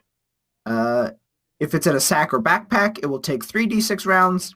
During this time, the character can be attacked as if from behind. So you're pretty much caught unawares at any attack if you're trying to get into a bag. If the character defends himself with his normal AC, the round does not count as searching for an item. So if you stop and say, I'm going to defend against this instead of continuing to search my pack, then that round doesn't count towards searching. And then the note, it is not a good idea to sit there and rifle through one's pack while somebody is trying to kill you. I don't like that it takes so long to get an item in a pouch, because like a pouch could be like a bag of rocks. It does not take somewhere between 6 and 24 seconds to pull a rock or a thing out of a pouch that most likely only contains one type of item. Yeah, I agree. I think that's a little long. Yeah. Aiming. If using a missile weapon, a character can decide to take a full round to aim. You get a +4 bonus to hit on the following round. This means taking absolutely no action for an entire round except aiming with no dexterity or modifiers to AC. So you're standing still, being a target, while you're lining up your shot. Mm-hmm. Attacking from behind. The enemy that's being attacked loses all dexterity modifier and shield modifiers to AC, and the enemy receives a further +2 bonus to hit. So yeah, you have no AC essentially, and I get to stab you for +2 extra on my roll. Yep. Cover, 25%, 50, 75, and 90% cover gives +2, +4, +7, and +10 bonus to AC. Firing into melee. It's a pain in the ass. We're skipping this because... yeah. It's an explanation on how likely it is to hit someone else. Essentially. Yeah. What is it? Helpless opponents. Yes. Sleeping, bound, magically frozen, etc. Yeah. Are hit for max damage. Max damage, yep. Holy water. Holy water is OP because holy water hurts elves. Yeah, suck it, elves. Elves and undead or anything of dark or demonic nature gets hurt by holy water. It can be thrown or sprinkled. If in a glass container may be thrown with the same range modifier as a rock, it only has a 75% chance to unleash the holy water. Otherwise, it simply does damage as a rock. It does 1d8 damage against appropriate targets such as undead, summoned creatures, innately magical beings such as elves, etc. Yeah, there's a reason it does this. It's because elves are magic users, and all magic users are chaotic. So elves are naturally chaotic creatures, and holy water is created by clerics who are lawful. Yeah. Invisibility and darkness. If you can't see, is -6 penalty to hit in melee, and all attacks against them by unseen party are considered to be from behind. So if someone's invisible or they have dark vision and you don't, you have a -6 penalty to hit, and they attack you as if it's from behind, no matter where they are. And missile attacks automatically miss. Although the referee may check to see if a random character is hit in the dark if a character files wildly into occupied dark space. Morale. NPCs and monsters don't always fight to the death. In fact, most will try and avoid death whenever possible. There's a long for this book, description of what morale is and how it's calculated based on what is happening in combat, and if the NPC or monster will try and flee. Mounted combat is pretty simple. Characters that are mounted receive +1 to hit and +1 AC bonus when in melee combat, and they receive a -5 penalty to hit with missile-fired weapons while mounted. Speaking of fire, oil and fire. You can lob flasks of burning oil. Molotov cocktail, anyone? Yes. It must be in hand, its litter stopper removed, and a wick of some sort, usually a bit of cloth, already prepared and lit. They like to specify that lamp oil is not napalm. Not napalm. If a creature is subjected to ignited lamp oil, they suffer 1d4 points of damage. If the damage roll is 4, then the victim must make a saving throw versus breath weapon, or else suffer another 1d4 damage on his next action. If that roll is a 4 as well, then the character becomes engulfed in flames. They can take an action to try and... they can take... what was it? Engulfed in fire is in trouble. 1d4 damage per round. Or they put the fire out. Putting the fire out is as simply as running into water or rolling on the ground. Yada yada. Any fire that... Yeah, go ahead. This is actually really, really generous. A lot of systems, it's like if you take like severe fire damage, you're just straight up on fire. This is, you essentially have to crit fail 2 1d4s to become on fire. Yeah, you'll burn a little bit. You're going to get singed, but you're not going to be engulfed in flames automatically unless you're doused in something flammable. Mm-hmm. Yeah. Any fire has a chance to set alight wooden structures or objects, not to mention materials such as curtains, carpets, tapestries, etc. Pursuit. Yay. That's all we're going to say. It's you move based on the modified rules that they give you. No mapping is allowed. The referee can call out details, but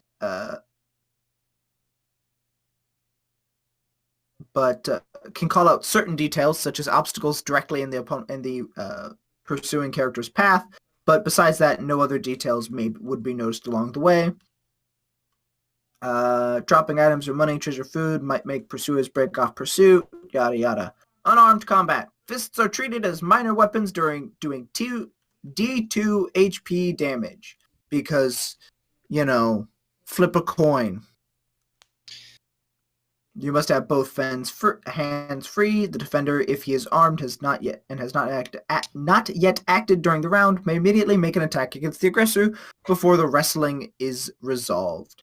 Can we just say that wrestling, just pretend that it's grappling from Pathfinder and avoid it at all costs? That's what I'm going to say on it. It's not worth it, in my opinion, because it's probably the most complex rule in this game. All right. And are we... That's pretty much it. All right. And now we get into some lovely... Let's see. First off, we got a couple of naked dudes wrestling. Then we got an ass shot of a barbarian chick. Let me just say, they are Greek gods that are wrestling. Oh, those dudes, yeah, they are practically statues that move. Yeah, it's David and David with slightly different hair wrestling each other. And you can even see some wang. Yeah. You can see some wang. Oh, wait for it. Okay, then we got some ass of a barbarian chick. Then we got a minstrel playing with like a freaking mullet playing guitar. It's a guitar. No, that's a lute. No, that's a mandolin. Mandola. That's a mandola. No, that's a guitar. That's an acoustic guitar right there. No, yeah, Joseph, it's got 4 pins per side. I'm just saying. This looks like a guitar. For some whores. They look like whores. This is some 80s 3 identical prostitutes. This is some 80s shit right there. Then we got something off the side of a van from the 80s. Yeah, it almost looks like a photo. Actually, no, that's totally a photo that's been blurred out and had an Instagram filter on it. And then we've got another 80s van painting, but this time one done by like a kindergartner. Then we got a face. The faceplate of someone's armor been cracked open, and someone just had their helm split in half, and they're bleeding profusely from an eye. And they're killing the guy who did it with a broadsword held in one hand. And then there's someone missing a leg and some fingers that looks like they're flowing into something out of H.P. Lovecraft's Fever Dreams. And then we got... Now, mind you, this is all very fitting for the system because it's supposed to be weird Victorian-esque fantasy, right? And very grimdark. Very grimdark. And then we got a Gorgon fucking a statue.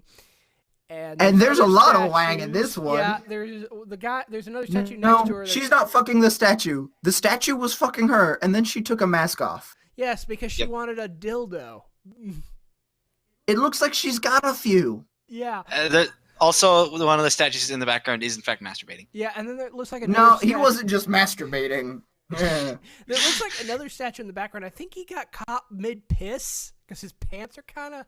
No, that was another doggy style one. Okay. Point is, and then we got some people in a swamp and...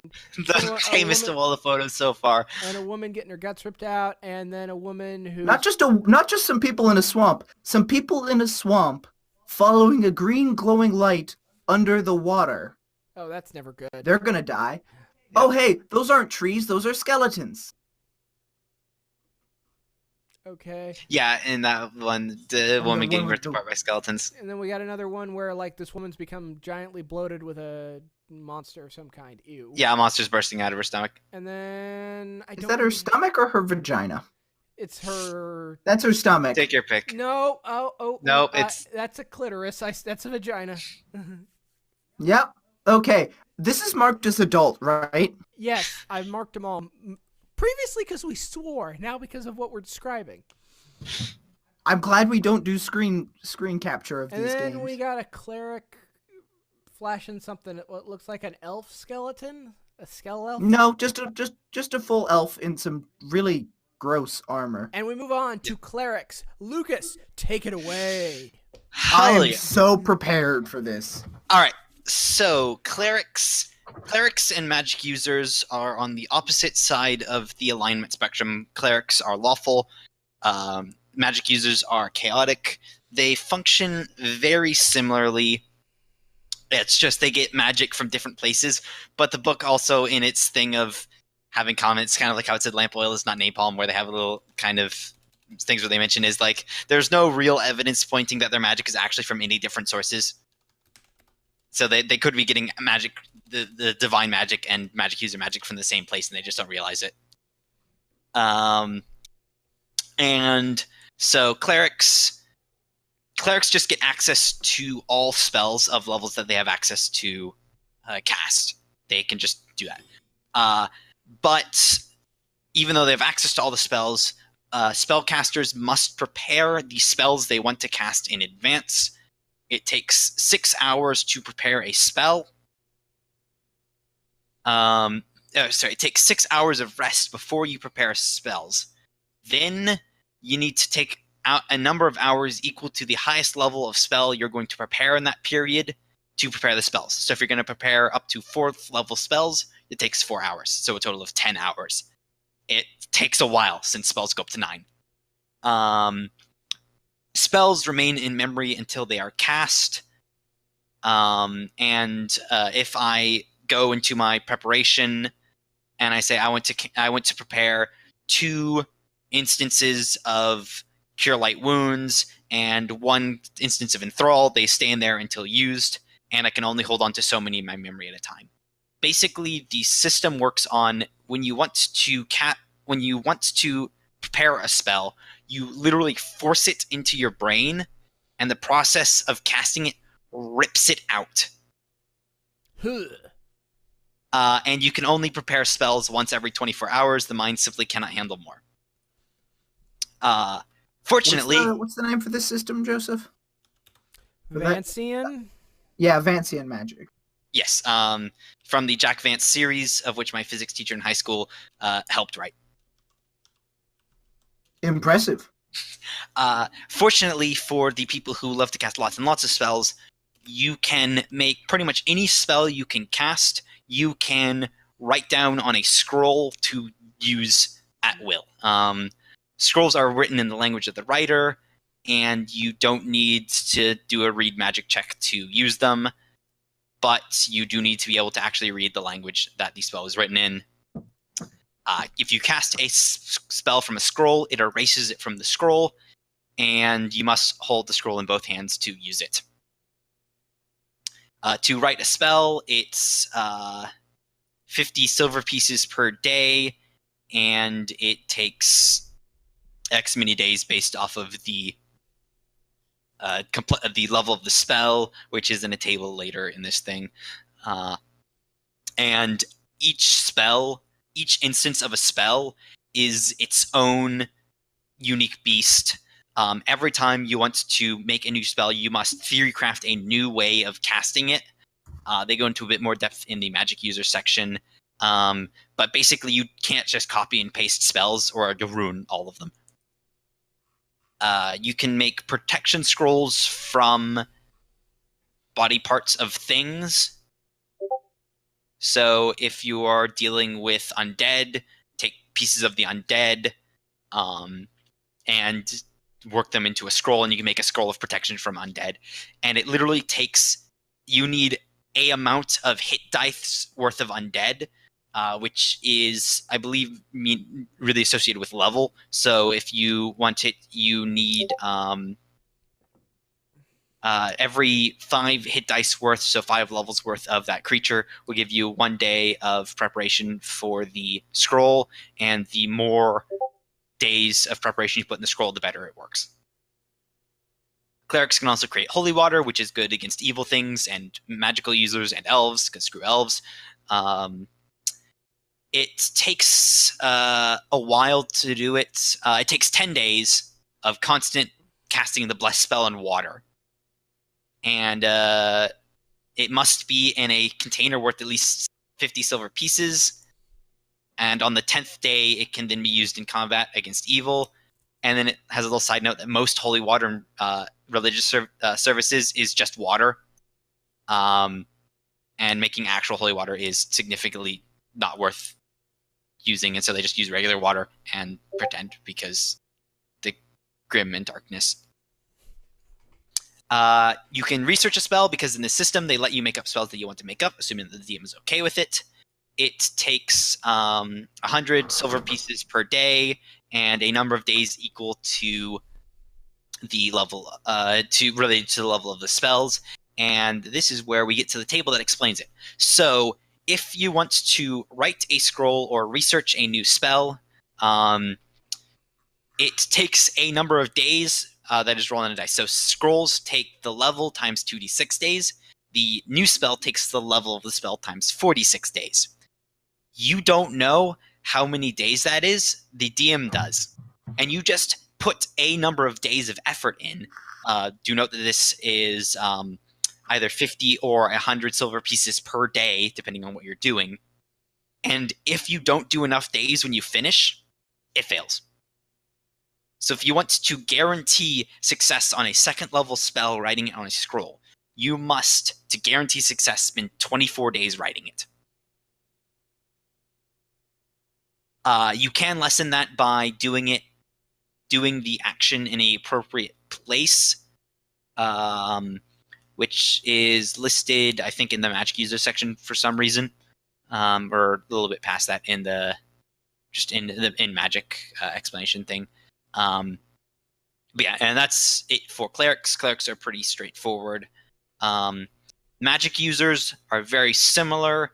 Spells are pretty much the same, except for instead of knowing all the spells, the magic user gradually adds spells to his spell book and then uses those spells in his spell book to implant the spells in his mind. Each spell must be unique from what he has in his spell book. If he tries to just copy the spell from the spell book exactly, he risks destroying the spell in the spell book. They can make scrolls just the same as clerics, but they must use cast read magic to read the scroll. It's not in their native tongue. Writing the scroll is the same, 50 silver per day. If you have a spell in a spell book, if you have a spell in a scroll, you can add it to your spell book, costs 20 silver per day. Similar process to writing it. From spellbook to spellbook is cheaper at 10 silver per day. Researching a spell is making a new spell, and it takes if you are researching a spell that's on the standard spell list, it takes 25 silver per day to do. If you're creating a custom one, it costs 100 silver per day. Magic users can also create potions, which are similar to scrolls except for in liquid form. So literally, if you want to make a healing potion, it is a potion of cure light wounds, or a potion of cure disease, or a potion of cure moderate wounds, and it runs on the exact same process. The really special thing that magic users can use is that they can create a staff or a wand. And so they make this item by casting the permanency spell on it, which is an 8th level spell. So you're not doing this until you're the 15th level. Do note that this permanent spell has a chance of reducing your constitution score by 1 permanently. Unreversible. I just had a question. Yeah. Can magic users cast healing spells as well as clerics? Clerics cast from the divine spell list. Magic users cast from the magic spell list. I think some spells are on both, but I haven't done an extensive search through the list. But doesn't look like it. I don't think the magic users can. A magic user can be assisted by a cleric to put divine spells and potions, like cure wounds or cure disease. Not the first time I've seen something like that. Yeah. Wands can have wands and staves have charges on them. Wands can have up to a maximum of 99. Staves have 49. Basically what happens is to build a staff or a wand, you first cast permanency on the stick, and then you start casting spells into it. Every spell you cast into it increases its maximum charge by 1. This takes years to make a good staff or wand. Oh yeah. Well, not years, but months. Ollivander, eat your heart out. Whenever you want to so once a wand is completed and you want to cast a spell from it, it takes charges equal to the difference between that spell level and the lowest level in the staff. So if you have a 4th level spell in the staff or wand and a 3rd level spell, the 4th level spells take 2 charges and the 3rd level take 1. If you have a 2nd, 3rd, and a 4th, the 4th take 3, the 3rd take 2, and the 2nd take 1. Basically, the lowest level takes 1, and then each next level up takes 1 more than from that. So if you want to properly make a wand that casts as many 4th level spells as possible, you cast 1 4th level spell in it, and then 98 3rd level spells. And then you can use this wand to use 48 4th level of that 4th level spell without charging. To recharge a staff, you cast permanency on it, and you don't lose constitution. Constitution loss from casting permanency to recharge a staff or wand is not permanent. And also, if you fully empty a wand or staff of all of its charges, there's a chance it will break. Then the thing goes on explanation on how long it takes something to make and how much silver. Things can wands and staffs cost like thousands of silver per level of the spell, and when you're making it, you also don't know how many days you must absolutely dedicate into making it. It's again rolled on a table, and if you don't spend enough time, it fails. If you can work in a library or a laboratory or a chapel if you're a cleric to reduce the cost and time, depending on how big it is. So, like, it's reduced by a amount per, like, 100 square feet or something. So they go into the same thing about crafting a spell, having laboratories and libraries, and then they have their really nice table for writing a scroll is level times 2d6 days. Transcribing from scroll to spellbook is level times 1d6 days. Spellbook to spellbook is level times 1d3 days. Researching a spell on the spell list is level times 3d6 days, so this takes a while. New spell is level times 46 days. Potion is level times 1d6 days. And creating a staff or a wand is the total levels of all distinct spells multiplied by 10, multiplied by 1d6 days. So if you put a third, so you're right on this thing can potentially take years to make. Because if you put a 3rd level and a 4th level spell in a wand, that is a total of 7 times 10 is 70. If you roll a 6 on that, That will take 420 days to make. Well, fuck. All right. And then after that, we have the spell list and... One quick note on wands and staves. A wand generally only holds one spell, but if they are closely related spells, they do similar things like cause wounds and cause greater wounds. You can get up to 3, and then staffs can hold 3 different spells or 5 closely related spells. Damn. And then we move on to the spell list, where if you have played original D&D, apparently it looks pretty similar. It is almost exactly the same as the Adventure Conquer King system. Yep. You have the Divine Spell list, which is the list of cleric spells, with a note that certain spells can be reversed. So what that means is Cure Light Wounds can also be caused light wounds. Yeah, and I bet you could do heat metal into cool metal, I guess. Yeah, or Remove Fear can be turned into Cause Fear. And then magic users have a much bigger selection of spells.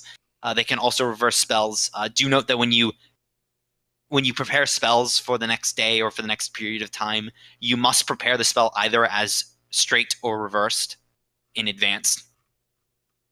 Apparently, there's a 3rd level spell for magic users called Water Breathing, which can be reversed, so that makes it a spell of drowning. So if you're on dry land, you can then cause someone else to drown. Yes, and but they'd also be able to go into... Yeah, I guess it would just straight up be drowning. Yeah, it'd be drowning on dry land, I'd assume. Yeah, which would really suck if you couldn't breathe water either, because it doesn't specify... Because if it's... the spell causes you... I found it. The reverse of the spell allows sea creatures to breathe air. Oh, okay. Never mind. Makes more sense, I'm going to be honest. It does make more sense. Yeah, and then they have page after page after page of spell descriptions. Like, because half this book is spell descriptions. Yeah. Like, literally half. And then... if you scroll really fast through it, the header at the top makes a wonderful flipbook animation. And then after that is the credits. Yep. Which, I'd like to thank the guys who made the system, because my overall thoughts on the system are it is very classic in gameplay style and fundamentals, but with some more modern nuance to it. And it's a well laid out, well written, and well articulated system that's easy to understand, big picture, and easy to understand on each smaller scale chunk. And it's not like, oh, I have 50 different set places that I can go for finding rules about attacking from behind cover or getting it or attacking someone who is behind cover. It's in one place and it's easy to find. Like, overall, the book itself is well laid out. They even have cheat sheets in the very back. Yeah, and the system itself, I'm not confused right now. Yeah, no, actually, it's those cheat sheets are the inside and outside cover. Yep. Oh, okay, yeah. Of the my physical PDF. book. I've seen it. My PDF just added the last 2 pages. Yeah. Yeah, that's the inside and outside, the front and back cover on the physical book, I think. Okay, that makes sense. So, do we... And yeah, go ahead, sorry. No, keep going. No, I had nothing else. I'm going to be honest. Oh. Nope. Yeah, Lucas, go. I completely forgot my elves rant because I was too busy going through how magic actually works. Do it. Bring it. Because the most important thing about magic is that you cannot cast spells if you are under any level of encumberment. Light, heavy, severely, or over-encumbered. You can't cast spells. Unless you are an elf, in which, screw everyone else, I can cast spells while lightly encumbered. Also, I can cast spells with just one hand, so I can stab people and cast spells at the same-ish time, minus the fact that I have to spend my entire turn preparing to cast a spell, and if I get hit, I get distracted. So, I don't know why anyone would really want to play a human spellcast, a human magic user, except for the fact that humans get more later-level spell slots. Yeah, but you kind of balance that out is that you don't have to worry about encumbrance as much, and you can actually do physical shit too. So physical fighting. You can actually wear armor. You can carry something taking 1,000. When you're making a staff that will potentially cost like 400,000 silver pieces, even if you have that in gold, you can't carry even a tenth of that and actually be able to cast a spell. So you literally have to pile up the gold coins, or you're more of actually spending them. But it's like, you can't be carrying anything. If you're carrying 6 distinct items and 1 penny more, you can't cast a spell. You literally have to hire freaking porters, or you can't have riches. Yeah, I mean, I think but that is kind of why the porter is there in the hireling section. I also think that kind of plays into the whole, you go adventuring out in ruins and you get gold or treasure, and that's your XP, but you have to take it back to a safe place and hoard it. Like it seems part of the theme of this game is, of the adventuring at least, is you want to go out and you want to become a rich adventurer, or you want to slay evil. But if you want to become a rich adventurer, well, you carrying around a bunch of gold is really stupid. You want to become a rich adventurer and have a treasure hoard. Isn't that so much better than just carrying around improbable amounts of gold with you everywhere? Yeah, there are some quirks to the system. Like I agree. Why would you want to play a magic user that's not an elf? Or a melee fighter that's not a dwarf? Yeah. But then again, the rest of the system's pretty well balanced and pretty good. Yeah. There is a nice cheat sheet at the back on page 166, it looks like, that's got a breakdown of the character sheets and like page numbers on where to go to look up certain aspects, and that's just super nice. Oh yeah, this is super fantastic. Well, And the art credits, like there's really thorough art credits. Like the book itself is really well done, and they get an A+ in my book for minus the poor font choice of the headers. True. It is a very readable text. Very straightforward. Very good explanations. Like I said, classic style art tabletop game, modern sensibilities. All right, I'm gonna be the lone dissenting opinion here. Technically speaking, it's fine. There's nothing wrong with the rules. It works for what it's trying to do. The layout's good, with the exception of the font for the header. I did not have any problems with the layout. I think it's perfectly fine. I just don't care. I've seen it all before. I think there's too much. Even though I love elves, they're my favorite fantasy race, I think there's too much elven exceptionalism. And I also am not a big fan of the whole idea that a race like a dwarf, elf, or halfling is an entirely separate class. I get that it's a throwback to classic D&D, and it's not inherently a bad thing. It's just not for me, and I really just don't care. You would really hate Adventure Conquer King system, because with the supplemental material there are like over 50 classes, and each class is race specified. So there is cleric, and then there's Skaven cleric, or Skaven war priest, and I mean, granted, I'm willing to give anything a look through. Like, even though I say I don't like it, I'm willing to give it a look through. But I just not into this. Personally, I don't think I want to play it. I was kind of intrigued by it in a bookstore, and it's been on the back of my mind, and now my curiosity has been sated. I kind of agree. There's nothing particularly groundbreaking here. But it's trying to be classic, so that kind of makes sense. Yeah, it's trying to be classic, and I think the twist comes from the setting books. We didn't even touch on setting, really. We were focused on the mechanics. The setting behind this is kind of a maybe an early Victorian weird fantasy. So you're talking about like monsters and magic are there, but it's more of a historical weird, you know. With cults and muddy peasants, and everyone's constantly starving. And diseases are rampant and things like that. Yes. Yeah, it's and for that, I think once you wrap up the mechanics in the setting, I think it's a system that would appeal to a good number of people. But personally, I don't think I want to play it. I like my modern, sleek, streamlined systems too much. Not to say that this is a cumbersome system. It doesn't seem like that. Like, No, it's not. there are some really cumbersome systems out there. A lot of people love those systems. Personally, I think some of them are just not fun to play. I think I could enjoy this, but I don't have any particularly want or need to play it. Mm-hmm. I'd say that's fair. Yeah. I also personally wouldn't want to play this because I am already basically playing this in that I do a group where we do Adventure Conquer King system, which is very similar to this in a lot of aspects. The spell lists are very similar. They run off the Divine Magic user. They have only 3 alignments. They have classes and races are linked together, different XP levels. It is a very similar system. Initiative works the same. So I am basically playing this, but with a bunch of additional material added to it. Yeah. Okay. Side note, I was just scrolling through some stuff, and I found out some people made some homebrew stuff based off the system that are including Machinations of the Space Princess and Ruination of the Dust Princess, which is post-apocalypse. That's pretty good. Yeah. I actually do like the wordplay.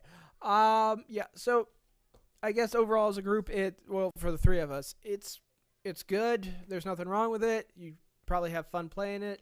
But me personally, I'm not all that interested. I think I've seen a lot of the stuff in here done in other places, and in my opinion, maybe not done better, but more in a way I personally enjoy more.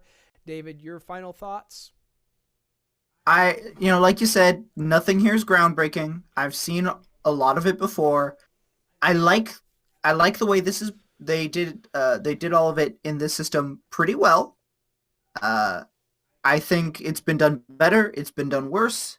But I think this can stand on its own 2 feet and be a good game there are definitely parties out there who will enjoy the hell out of this if you didn't know about it yet.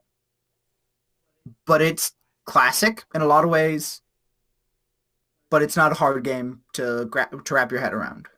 Just not personally for me, or I don't think I could speak for us all, not for our party right now. Yeah. All right, Lucas, any final thoughts? I would say it's average, but then again, you can make custom spells, so then I would say it's above average, but also screw elves, so it's average. Yeah. Yeah, I think that pretty much sums it up. It's an average kind of classic-styled RPG, Yep. And it's done well, but nothing's particularly breathtaking. Side note, the setting's the most interesting thing about it. True. And if I was being honest, I would honestly say I'd rather take the setting and use Dungeon Slayers. See, I would agree with you. Mm-hmm. I would rather take the setting and use a simpler system or a more popular system. But that comes down to... But then again, that's just the setting. You can put most rule systems to any setting. Oh, totally. Yeah. Yep. No, that's just a big... But no, as an actual whole complete game, I think it's good. Just not for me, or at this point. Okay. Well, that was our meeting. It's a little bit shorter than that was our podcast. It's actually just about the same amount of time as usual. I thought it would be shorter, but you're right. It is just about the same amount of time, maybe like 30 minutes less. We were missing one person at the beginning, and we lost a second person towards the end because he had other commitments. And, oddly enough, another RPG group. Yep. They're playing, I don't know what they're playing. My point... They're playing 5e right now. Yeah, we convinced them to move off Pathfinder. Good. It was our episode that did it. I love Pathfinder personally, but it's not for... And I think a lot of people really do enjoy it, and that's why it's like successful, and like they're doing really good stuff.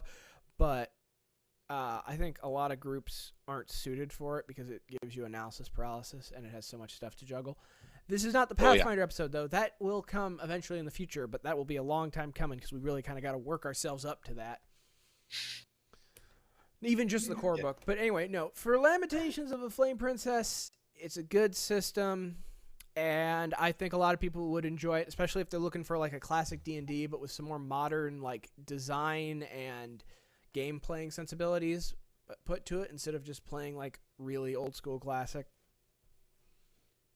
Which is easy to find out there, but some people might not some people will tell you, "Oh yeah, go play classic D&D if you want to. Don't bother these like GURPS Packs.